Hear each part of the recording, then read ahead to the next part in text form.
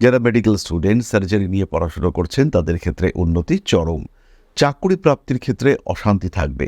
চাকরি প্রাপ্তির ক্ষেত্রে কিছুটা ফ্রাস্ট্রেশন, কিছুটা অ্যাংজাইটি কাজ করতে দেখতে পাওয়া যাবে, কিন্তু সেই সমস্ত সত্ত্বেও আলটিমেটলি আপনার গ্রোথ রেট কিন্তু অনেক অনেক বেশি। নিশ্চিন্তে নির্দ্বিধায় নিজের ক্ষেত্রটিকে প্রস্তুত করতে সক্ষম হবেন বৃষরাশি বা লগ্নের মানুষরা। এই ক্ষেত্রে আমরা জেনে নেব শাস্ত্র কি বলছে। অনেক কথা তো আমি বললাম, কিন্তু আলটিমেটলি বরাহমিহির কি বলছেন মন্ত্রেশ্বর, জানবো আমরা সেই সমস্ত সংস্কৃত শ্লোকের ব্যাখ্যা। নবমে তুঙ্গকে ভৌমে ধর্ম কর্ম পরায়ণঃ পিতৃভক্ত গুরুদ্বেষীন ভবেৎ স সদা নরঃ। অর্থাৎ নবমভাবে তুঙ্গমঙ্গল থাকলে জাতক ধর্ম ও কর্মে পরায়ণ হয়ে থাকেন, তিনি পিতৃভক্ত হন, গুরু বা আচার্যের প্রতি বিদ্বেষহীন একজন ব্যক্তি হয়ে থাকেন এবং ভাগ্য তার সহায় হয়ে থাকে।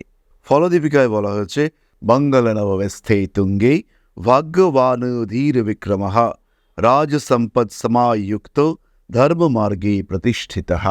অর্থাৎ তুঙ্গমঙ্গল নবমে থাকলে জাতক ভাগ্যবান, ধৈর্যশীল এবং পরাক্রমশালী হন। তিনি শুধু বীর নয়, তিনি ধীর এবং বীর, রাজসম সম্মানপ্রাপ্ত, প্রশাসনিক ক্ষমতাযুক্ত, ধর্মপথে প্রতিষ্ঠাপ্রাপ্ত একজন ব্যক্তি হয়ে থাকেন। কে বলছে ফলদীপিকা। সময়ের সাথে সাথে এই শ্লোকের মর্ম অর্থ পরিবর্তিত হলেও মূল কাঠামো কিন্তু একই থাকে। শুভ মানে শুভ, অশুভ মানে অশুভ।